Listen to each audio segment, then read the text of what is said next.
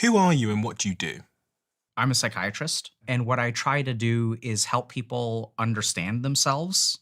There's lots of stuff happening around us that affects our lives that we have no control over.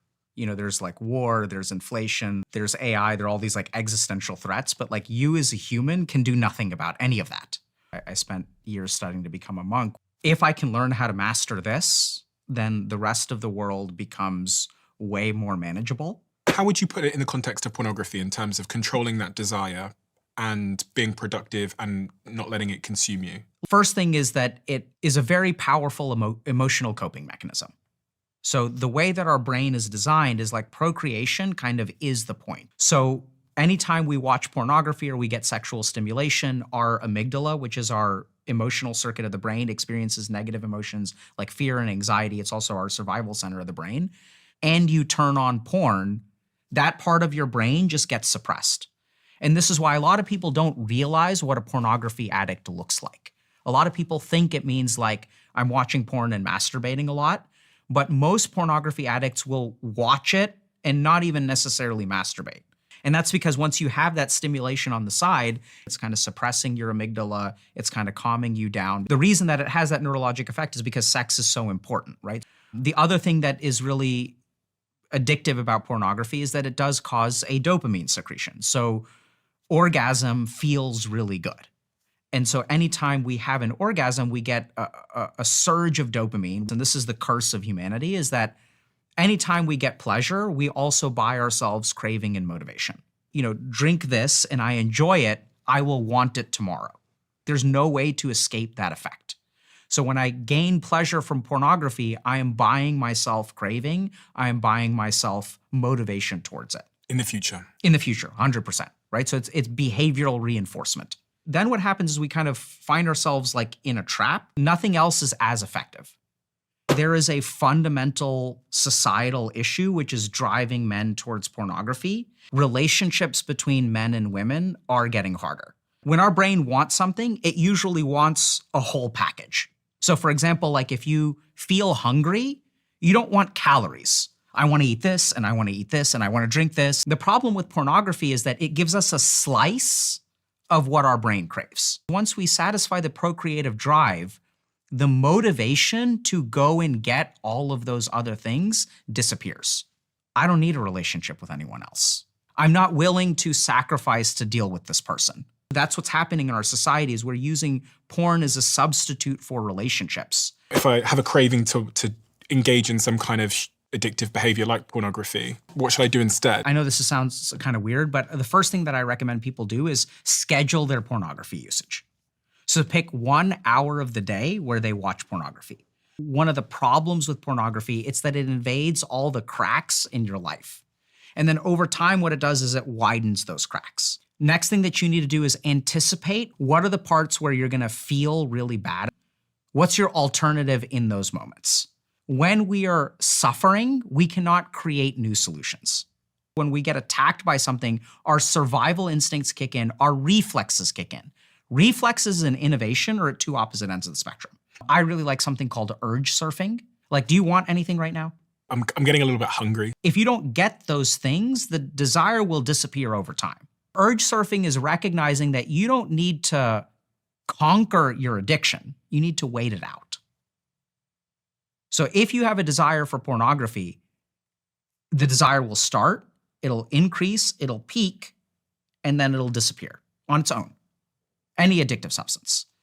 You just need to play the waiting game. What is that Sun Tzu quote, and can you explain it to me? So Sun Tzu has a great quote.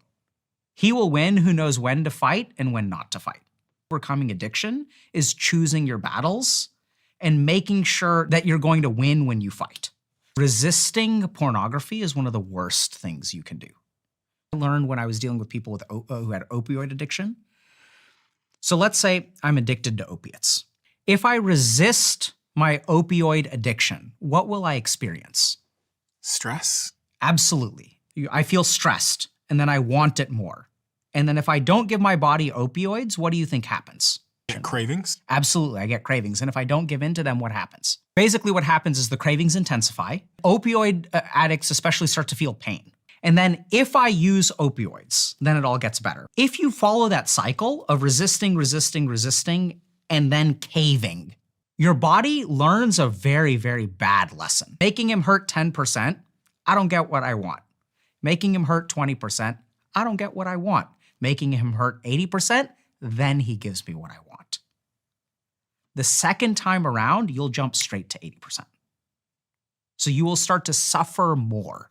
The more that you resist addiction, the stronger the withdrawal will become. So if you're gonna give in, you need to give in early. Otherwise, it'll get harder and harder and harder, and the cravings will intensify, which is why it's really important to pick your battles. So once you make a decision, or you create a structured environment where you go into rehab so that you can't give in. And then if you can make it all the way on the other side of the craving and the craving disappears and then you finish the withdrawal process, then you'll be really strong. But if you resist something and end up losing, the craving will only intensify over time. You'll lose one battle and you'll start losing the war. Looking at this graph here, okay, and it's the search volume for people searching for an AI girlfriend, yep, which is going up and to the right. I don't know if I did this on your podcast, but I made this prediction a few years ago. Here's the next prediction is the first version of AI girlfriends will be everything that you want. Then someone is going to figure out that it is more addicting to have an AI girlfriend who gets pissed at you once a month. So every now and then, the AI girlfriend is not going to want to talk to you. And that's the one that people are going to stick with. That's my next prediction. That maps in terms of addiction psychology, doesn't it? 100%. What's it called? Unpredictable reward? Yeah, random reinforcement schedule. So it's going to be like an AI girlfriend that's a loot box. That's what my girlfriend's like. Exactly why it's going to be addictive. So our AI girlfriends and boyfriends are going to be volatile. And I think what we're seeing with AI girlfriends is in the same way as pornography, and it's so much easier to talk to an AI. But I think that over time, it's going to mess us up. I don't think that it will be able to create a neurochemical and physiological connection that real humans do. I mean, you've probably heard of the study from MIT which showed that essentially using ChatGPT is making our brains atrophy. For context, they had roughly 54 participants, I think it was, over 4 months.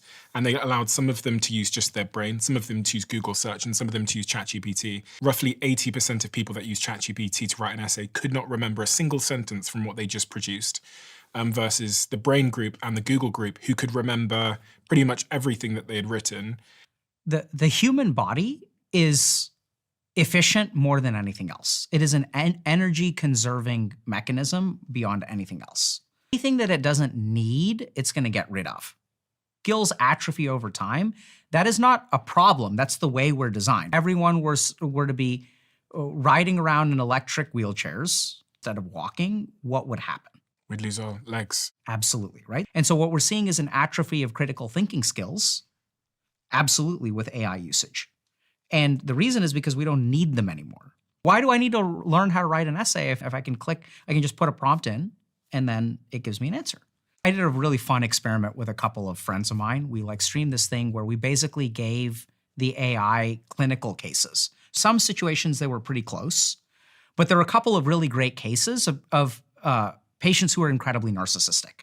Immediately, the two therapists pick it up and they're like, I think this person is missing something. Whereas the AI is like, oh yeah, sometimes this is hard. You've got empty nest syndrome.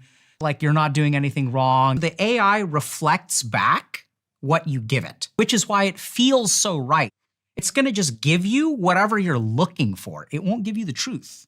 The really scary thing is the AI can give you the right answer, but you have to know how to ask it. It can just let you feed into your existing cognitive biases, make you think you're learning a lot, give you a lot of sense of validation, and it's incredibly validating, by the way.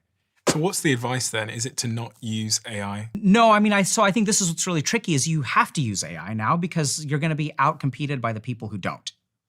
So I would kind of think about it like, caffeine, where it's a certain amount is probably good for you, but if you get really addicted to energy drinks and things like that, you're doing yourself a disservice.